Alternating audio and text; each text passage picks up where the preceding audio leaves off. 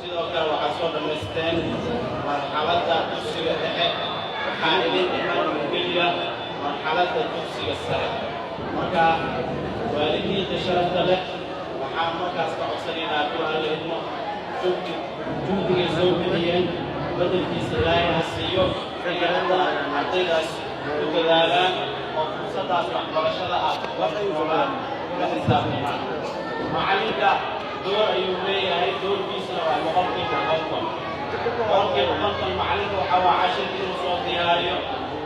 sabuurada u saaro u aqriyo fahamsiiyo ardayga tamaariin ku jiro boqolkiiba konton waa doorka macalinka u leeyahay uu ka xaqiijiyo ardayga inuu cashirka fahmeeyo in kale waxaa kaloo jira marka door ay wada leeyihiin ardayga iyo waalidkiisa doorkaas waxaa waaye oo waalidkan uu leeyahay ardaygana uu leeyahay waa la kala qaybin ah boqolkiiba 25 waalidka ayaa 25 kalena waxaa iskale wiilka iskale oo wax baranaya doorka waalid waxaa waaye 15 daqiiqa ama nus saac ardaygaas inuu kontaroolo u yidhaahdo cashirka ardayga taariikhda itus maxaa maanta la qoray inuu dabagal u sameeyo uu taakiiliyo in cashirka ardayga insha allah waxaan wanaagay waalidku oo wado waxaankaas dheer oo jira waxaa jiro waxbarashada waxaa loo qaybiyaa 3 qaybood formal education non-formal education iyo informal education formal education waa tan hadda aan joogno oo barnaamijka ah waa hoose dhexe iyo sare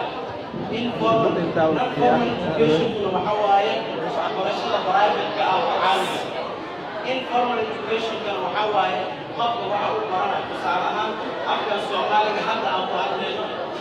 ku hadalkiisa iskoolka gelin waxaan ka soo bartay hooyo waxaan ka soo baray aabo balse qoraalkiisa waxaan baray macallimiin la soo baray marka waxaan rabnaa hadduu ilaahay yidhaahdo inaan ku duubino macallimiintii maamulka mudarsada doorul culuum juhdiga iyo dadaalka ay wadaan inuu ilaahay la garab galo annaguna waxaan leenahay ayaan ujeedinaynaa dadaalkaas ay sii wadaan ilaahayna markaas si kale u dhigo iskuulka nolol culuum wuxuu ka mid yahay iskuulaadka hoostaga mu'asasada shabeelle u taagan mu'asasada horumarinta soomaaliya ee shabeelle sidoo kale iskuulka asaguna sidoo kale wuxuu ka mid yahay dalada ahliga FNS dawladii ka mid ah daladaha ugu waaweyn ee dalka ku noolka run ahaantii waxaan rabaa kalimaadkiina soo koobo anigoo u mahadcelinaya dhammaan kasoo dhexgalayaasha noocyadooda kala duwan dhaqaatiirta sharafta leh iyo sidoo kale milkiilaha meeshaan oo maanta si gacmo furan qalbi furan weji furan oo nagu soo dhaweeyey walaalkeen sheekh nuur sheekh maxamed cadow waxaan leenahay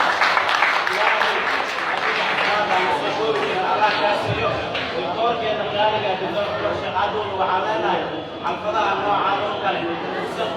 insha allah fursad noo hel oo aad noogu timaado aqoontaada iyo fikirkaaga si aan taladaada u helno oo aan tatbiiqino aan waxbarashada ugu darnaa ku ilaahayna maanta waa maasantihiin waxaan ku wada leeyahay ramadaan kariim